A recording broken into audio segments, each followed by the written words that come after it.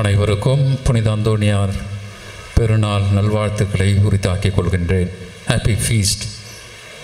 நல்லா சத்தமாக சொல்லாமே. நீங்கள் சொல்கிறத கேட்டு மழை போகணும். கொஞ்ச நேரத்துக்கு பூச முடிகிற வரைக்கும் நானும் சுருக்கமாக இறைவனுடைய வார்த்தையை உங்களோடு தியானிக்க விரும்புகின்றேன். அன்பு நிறை சகோதர சகோதரிகளே, சிலோவாம் குளத்திலே, நீர் அருவியிலே நாமும் நமது கண்களை கழுவ வேண்டும்.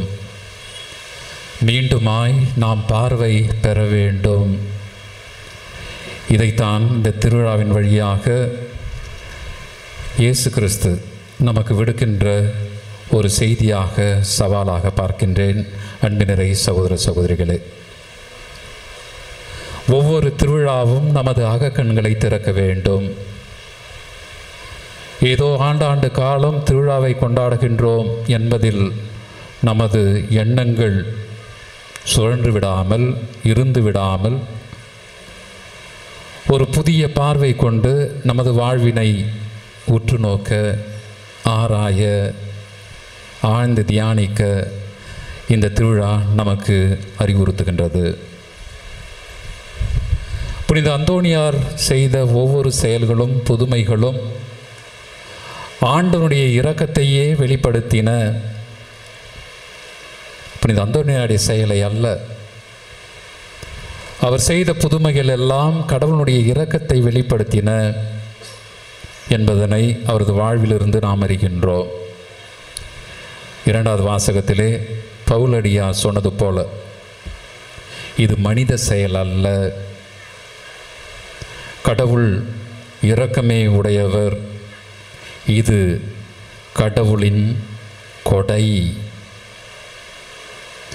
எப்பொழுது நாம் நமது செயல் என்று நினைத்து மகிழ்கின்றோமோ அங்கு புதுமைகள் நடைபெற வாய்ப்பே இல்லை. ஒரு குருவாக, அருட்கண்ணியராக, ஒரு பொதுநிலையினராக, ஒரு ஆயனாக தன்னையே முதன்மைப்படுத்தி எவர் ஒருவர் இதை நான் செய்கின்றேன் என்று சொல்ல எத்தனைக்கின்றாரோ, அப்படி நினைக்க முயற்சிக்கின்றாரோ அங்கு புதுமைகள் நடைபெறாது. அது வெறும் மனித செயல்பாடுகளாக மட்டுமே இருந்துவிடும். மாறாக என்னையும் கடவுள் ஒரு கருவியாக பயன்படுத்துகின்றார். என்னிலும் இருந்து கடவுளுடைய இரக்கம் பெருக்கெடுக்கின்றது. என் வழியாகவும் கடவுள் செயல்பட்டு கொண்டிருக்கின்றார்.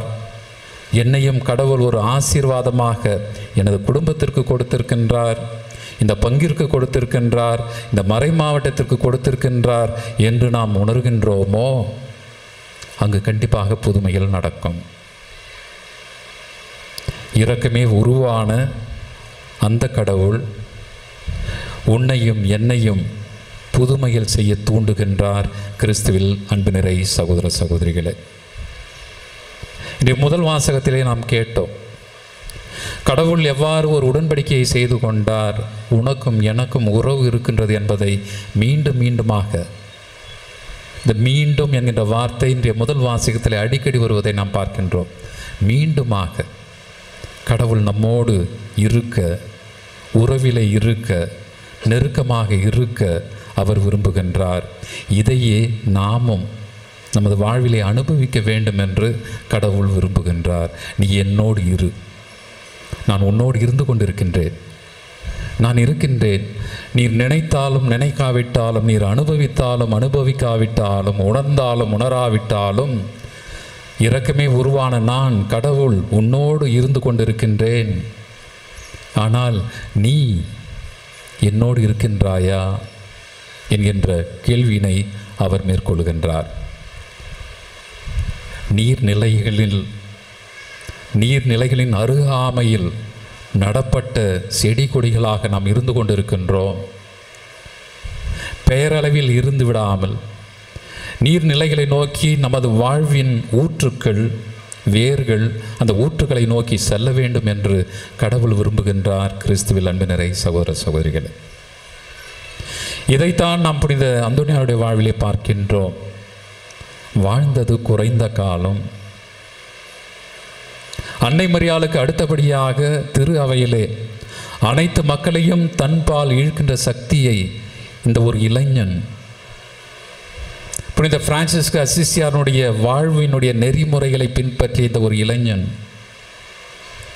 அறிவிலும் ஞானத்திலும் சிறந்து விளங்கிய இந்த ஒரு இளைஞன், தனது பேச்சாலும் வாக்காலும் அதே சமயம் அது வாழ்வாலும் செயல்பாடுகளாலும் கடவுள் யார் என்பதை உணர்த்திய இந்த இளைஞன் இன்றைக்கு நமக்கும் இதைத்தான் சுட்டி காட்டுகின்றார். எனக்கு கடவுள் வேண்டும், நான் கடவுள் பக்கம் இருக்க வேண்டும், என் வழியாக கடவுள் பல புதுமைகளை செய்ய வேண்டும் என்று நாம் நினைத்து ஜெபித்து வாழ வேண்டும் என்று அவர் விரும்புகின்றார். கிறிஸ்துவில் அன்பினரை சகோதர சகோதரிகளே, எப்பொழுது நமக்கு நாம் முன்னுரிமை தருகின்றோமோ அது மனித செயல்கள் மட்டுமே.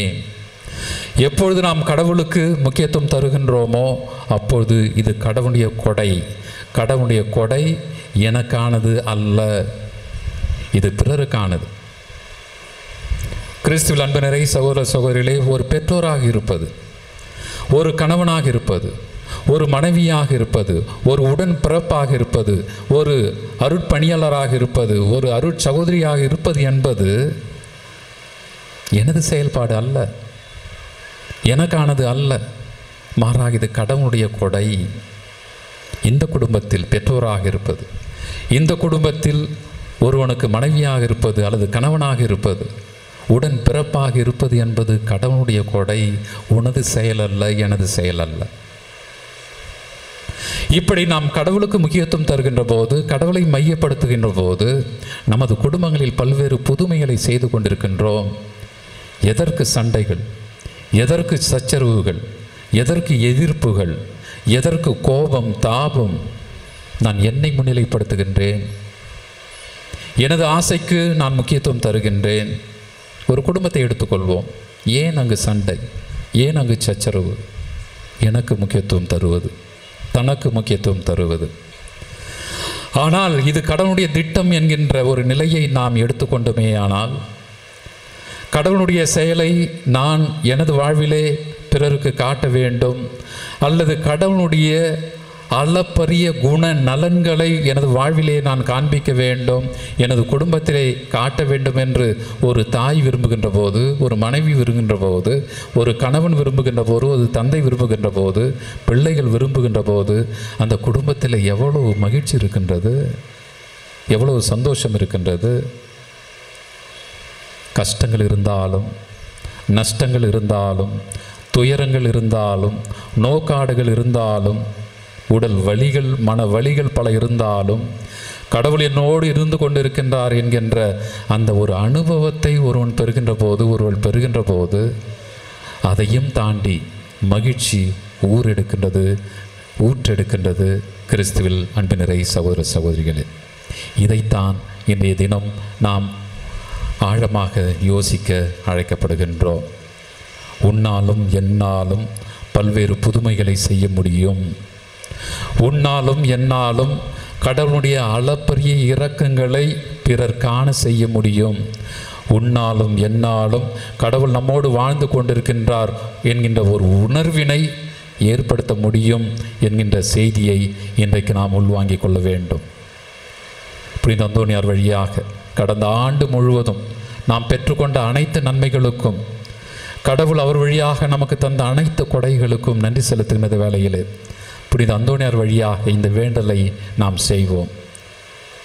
கடவுளே, உனது அனுபவத்தை, உனது உடனிருப்பை நான் பிறரோடு பகிர்ந்து கொள்வதின் வழியாக பல நல்ல செயல்பாடுகள், பல புதுமைகளை பிறர் கண்டடைய செய்தலும் என்று தொடர்ந்து ஜெபிப்போம்.